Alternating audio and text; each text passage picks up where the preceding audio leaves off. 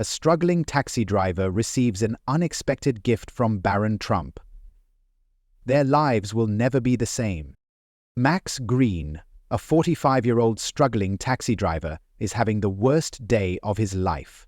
Max is tall, with graying hair, deep-set blue eyes, and a worn-out face that shows years of hardship. His old faded cab is barely hanging on as it sputters down the streets of New York City. The rent is overdue, bills are piling up, and he's drowning in debt. His wife, Jenny, has left him 2 years ago, taking the son Tim with her. Max drives through the busy streets, hoping to catch a ride before his tank runs empty, both literally and figuratively. With every fare, Max is reminded of how far he has fallen. But what he doesn't know is that today, everything is about to change. As he pulls up to a luxurious hotel, Max sees a crowd gathered. A young man, Barron Trump, steps out of the building, surrounded by security. Max hardly pays attention, assuming this is just another day for the wealthy. But fate is about to bring their worlds crashing together in a way no one could predict. Max slumped behind the wheel of his cab, utterly exhausted from another long day of driving through the bustling city. His old taxi was parked near a dimly lit corner, and the radio played soft static as his eyelids grew heavy. Just as he was about to give in to the temptation of a brief nap, a tall figure approached his car. Startled, Max straightened up, rubbing his tired eyes, and recognized the young man standing by the door. It was Barron Trump, now 18, with his sandy blonde hair catching the faint glow of the streetlights. He was taller than Max had expected, his broad shoulders and composed demeanor radiating confidence. But there was something about the way his sharp blue eyes scanned the streets, a subtle unease that contradicted the poised exterior. Max rolled down his window, his curiosity piqued. Barron leaned in slightly, his expression serious but calm, and quietly asked for a ride to an address on the outskirts of the city. The address was unfamiliar, far from the luxurious neighborhoods Max assumed someone like Barron would frequent. A mix of curiosity and suspicion crept into Max's mind. What would someone as wealthy and high-profile as Barron Trump be doing in such a place? Still, Max couldn't afford to turn down the fare. With a slight nod, Max unlocked the door, and Barron slid into the back seat without a word. The young man's posture was stiff, his gaze distant, as if he were lost in his own thoughts. As they pulled away from the curb, the city lights faded behind them, and the cab slipped into the quieter, less glamorous parts of town. The atmosphere inside the car felt thick with tension, a palpable silence that made Max uneasy. Max cleared his throat and tried to strike up a conversation. "So, you don't take cabs often, do you?" Barron's eyes flicked up to the rearview mirror, but he remained silent, his face betraying little emotion. Max, sensing the young man's reluctance to talk, decided to fill the silence with his own musings. He spoke about the difficulty of making ends meet, how the city seemed to get more expensive with every passing day, and how the cab business wasn't what it used to be. Max shared a bit about his own struggles, the weight of bills piling up, the never-ending grind of working long hours just to scrape by. At first, Barron seemed unmoved, his expression still as unreadable as before. But as Max continued, something shifted in the young man's demeanor. His rigid posture relaxed slightly, and he began to listen more intently, his eyes now focused on Max's reflection in the mirror.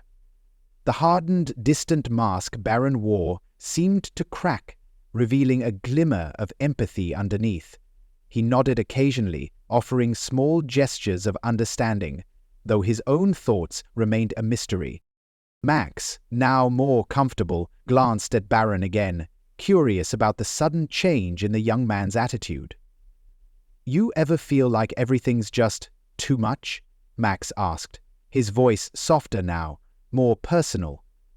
"Like no matter what you do, you can't catch a break?" For a moment, Max thought Barron wouldn't respond, but then the young man's voice broke the silence. "More than you'd think," Barron murmured, his gaze drifting out the window again. There was a weight to his words, a hidden layer of complexity that Max hadn't expected. It was as if Barron was carrying a burden far heavier than his privileged life suggested. As they neared the outskirts of the city, the neighborhoods grew quieter and more run down. The buildings were older, the streets less cared for, and the glow of the city lights was now just a faint blur on the horizon. Max's confusion deepened. This wasn't a place for someone like Barron Trump. The glitzy image of wealth and power clashed sharply with the dilapidated surroundings. Why would he need to come here, of all places? Max parked the cab in front of a small, worn-down house at the end of a narrow street. Barron didn't immediately move to exit the car. He sat for a moment, staring at the house as if preparing himself for something difficult. Max watched him, his curiosity now mixed with concern. "You sure this is the right place?" he asked, his voice laced with uncertainty. Barron nodded, but his gaze remained fixed on the house, his expression unreadable once again. "Thanks for the ride," he said quietly, handing Max a generous tip, far more than the fare warranted. But before Max could ask anything more, Barron opened the door and stepped out into the cold night, his tall figure disappearing into the shadows as he made his way toward the front door of the house. Max sat there for a moment, watching the young man walk away. The mystery of why Barron had come to this forgotten corner of the city gnawed at him. He had expected Barron Trump to be just another rich kid, living in his own insulated world of privilege. But there was something more to him, something hidden beneath the surface that Max couldn't quite put his finger on.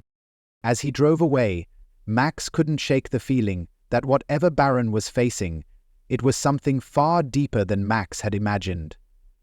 The city lights faded behind him, and the dark, quiet streets stretched ahead, leaving Max with more questions than answers. Max sat behind the wheel of his worn-out taxi, his hands gripping the steering wheel as if it were the only thing tethering him to reality.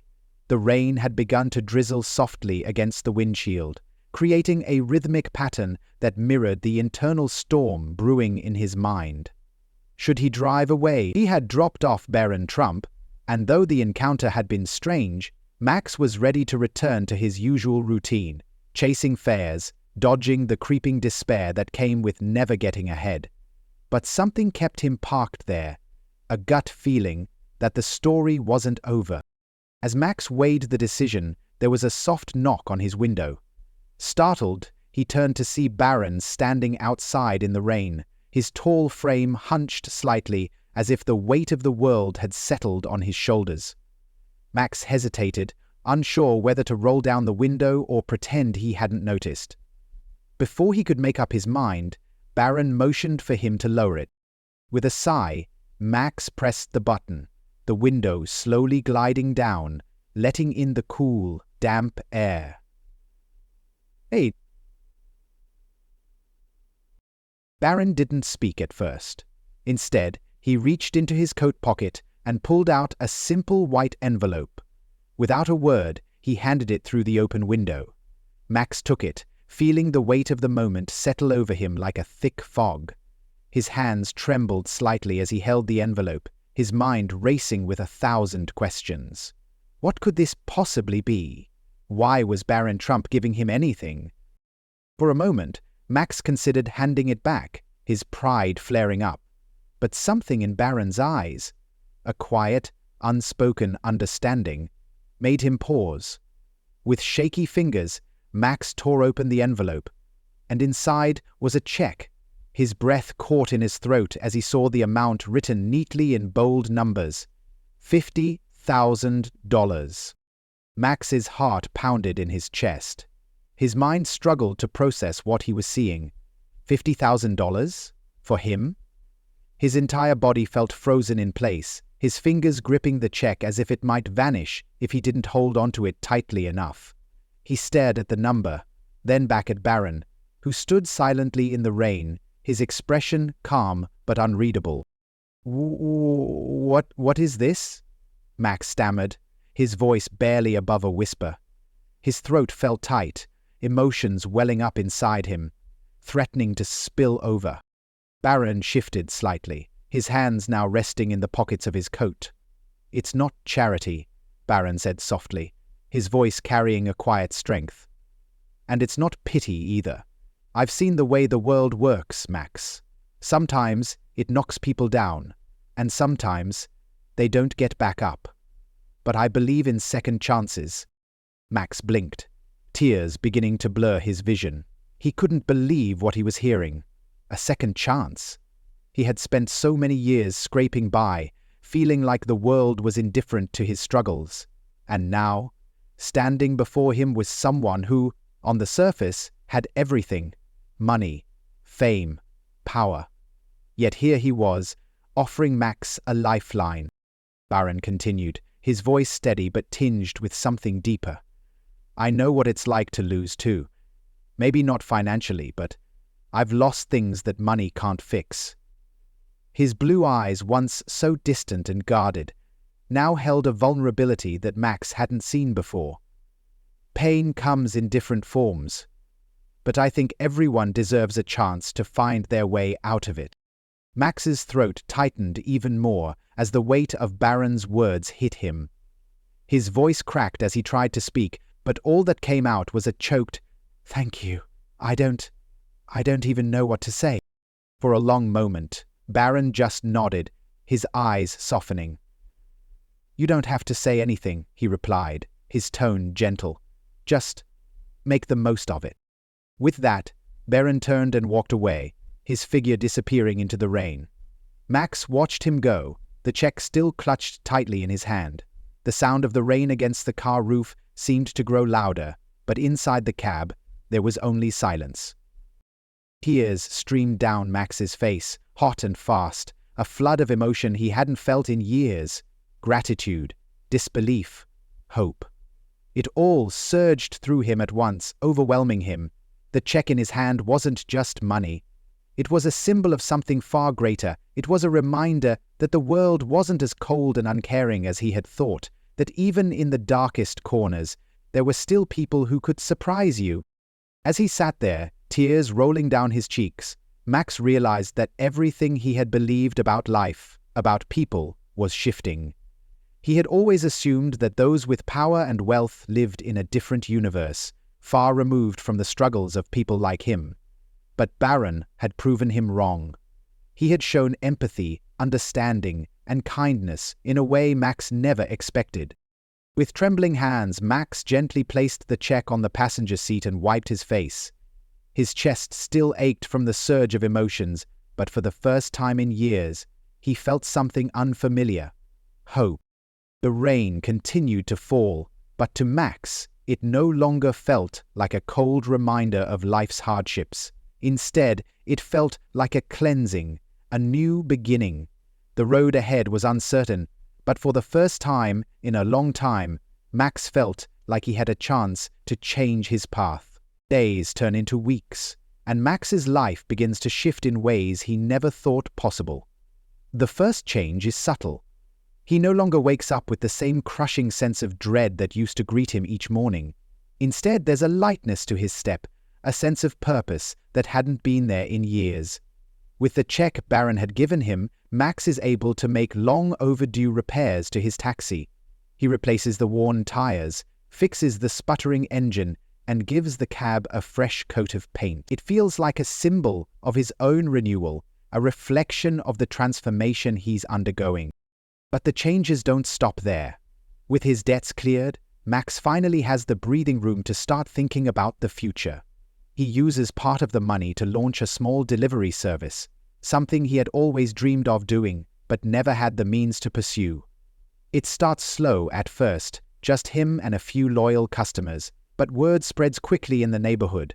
People trust Max. They've seen him working hard for years, and now they're eager to support his new venture. Before long, his business grows, and he hires a few extra drivers to help meet the demand. As his financial burdens lift, Max's confidence soars.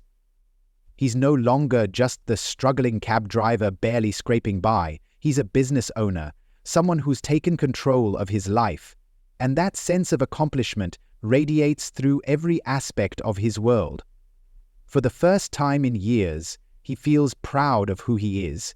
He starts dressing sharper, taking care of himself in ways he hadn't done in years. Even his posture changes. He no longer slouches under the invisible weight of his problems. The most significant change, however, comes in his personal life. Max had been estranged from his son Tim for years. Their relationship had deteriorated when Max's financial struggles became too much to bear, leading to arguments and distance.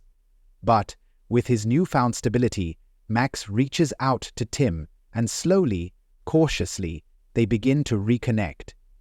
It starts with small gestures, a phone call here, a lunch date there, but gradually, their bond strengthens. Tim sees the change in his father, not just in his circumstances, but in his attitude, his outlook on life.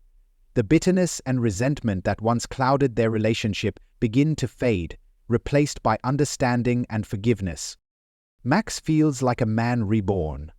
It isn't just the money that changed his life, it's the faith that Barron had placed in him. That single act of kindness, that belief that people can rise from their darkest moments, ignited something in Max that had long been dormant. It wasn't just a financial gift.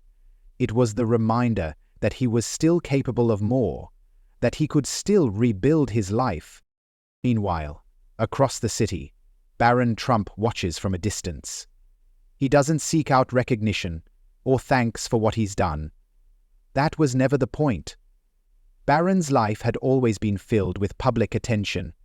But this act of quiet generosity was something private, something that felt more real than the headlines and cameras ever could. Every now and then he hears whispers about Max's growing success, about how the once struggling cab driver had turned his life around and was becoming a symbol of hope in the community. There was a quiet satisfaction in knowing he played a small role in that transformation. Barron had always understood the weight of loss, the way it could consume someone, even if his losses had been different from Max's. For Barron, the act of helping Max had been a way of giving back, a way of healing parts of himself that couldn't be mended by wealth or status. He found peace in the knowledge that he had made a real, tangible difference in someone's life, a difference that no one else needed to know about. As time goes on, Max's story spreads through the neighborhood like wildfire. People talk about the mysterious benefactor who had given him a second chance, about how Max's life had transformed seemingly overnight. The delivery service grows, and Max becomes somewhat of a local hero, a living example that people can change, that hard times don't last forever if someone is willing to believe in you. Customers who ride in Max's taxi or use his delivery service often ask him about the turnaround, but Max never brags or shares the details of Barron's involvement. Instead, he speaks about second chances and the importance of perseverance. He talks about how, when you're at your lowest, sometimes all it takes is one person believing in you to spark a change. And though Max never publicly names Barron, people start to piece together the story of the quiet young man who had given him that envelope, and how that single gesture had set off a chain reaction of change. Count Barron. For both men, the encounter leaves a lasting mark. Max's newfound success becomes a story of inspiration, a beacon of hope for others who are struggling. And though Barron continues his life largely out of the public eye, his quiet act of kindness reverberates in ways he couldn't have anticipated. In the end, it isn't just about the money, it's about the belief that people, no matter how far they've fallen, can rise again. And for both Max and Barron, this shared moment of humanity becomes a reminder that, even in a world filled with challenges and losses, there is always the possibility of redemption, of new beginnings. Months later, Max's life is nothing short of a miracle. His small delivery business, once a humble dream, is now flourishing beyond his wildest expectations. The cab repairs had been just the beginning. Soon, Max found himself managing a fleet of vehicles and a growing team of drivers. Many of them were people Max had met over the years, men and women who had struggled just like he had, people who had lost their jobs, fallen on hard times, or found themselves at the mercy of life's relentless hardships. Max knew what that felt like, and he made it his mission to offer them the same second chance that Barron had given him. His business was booming, but what really made Max proud was the sense of community he had built, one where people looked out for each other. One evening, as the sun set over the city and Max was locking up his shop, he heard a knock on the door. At first he thought it might be one of his drivers, but when he opened the door, he was stunned. Standing before him, dressed in casual clothes, jeans, a simple jacket, and sneakers, was Barron Trump. He looked different than the last time Max had seen him. The polished, composed young man from months ago now appeared more relaxed, more like a regular guy than the son of a billionaire. "Barron?" Max said, the surprise clear in his voice. Max remained silent a minute. Barron smiled faintly, his blue eyes reflecting a mixture of weariness and warmth. "Hey, Max. Thought I'd stop by and see how you've been." Max quickly ushered him inside, still in disbelief that Barron was standing there. They sat down at a small table near the back of the shop, and for a moment there was a comfortable silence between them, as if no time had passed at all. Max had so many questions. Why was Barron here? What had brought him back? But he waited, sensing that Barron had something important on his mind. As they sat together, Barron began to open up in a way Max hadn't expected. He wasn't just there to check on how Max was doing. He was there because he too had been struggling. Despite the wealth, the status, and the privileges that came with his family name, Barron had been navigating his own set of challenges. He spoke about the immense pressure that came with being a Trump, the constant scrutiny, and the expectations that never seemed to let up. The world saw him as the son of a powerful family, someone who had everything handed to him, but Barron revealed that it wasn't that simple. "I know it sounds strange," Barron said, his voice soft, "but sometimes it feels like I'm living in a cage.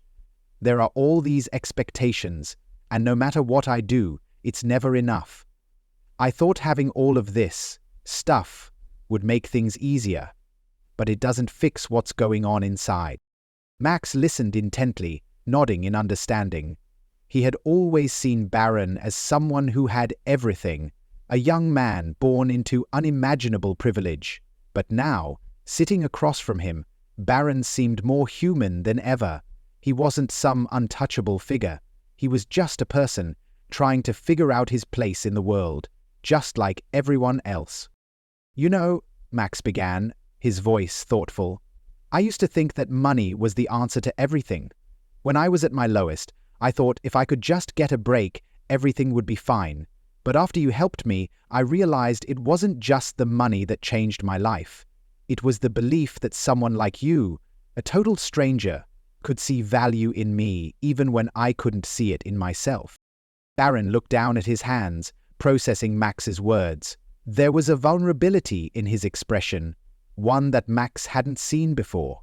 For all of Barron's strength and composure, it was clear that he had his own battles to fight, ones that money and power couldn't solve. "I came here tonight," Barron said quietly, "because I needed to remember that the world still has people like you, people who don't give up, no matter how hard it gets. I've been feeling lost lately, but seeing what you've done with your life, it reminds me that maybe there's still hope, that maybe I can find my own path, separated from everything else." The two men sat there, sharing stories of their struggles and triumphs, finding common ground in places they never expected. Max spoke about his journey from rock bottom to where he was now, how every day was still a challenge, but one he was ready to face head-on.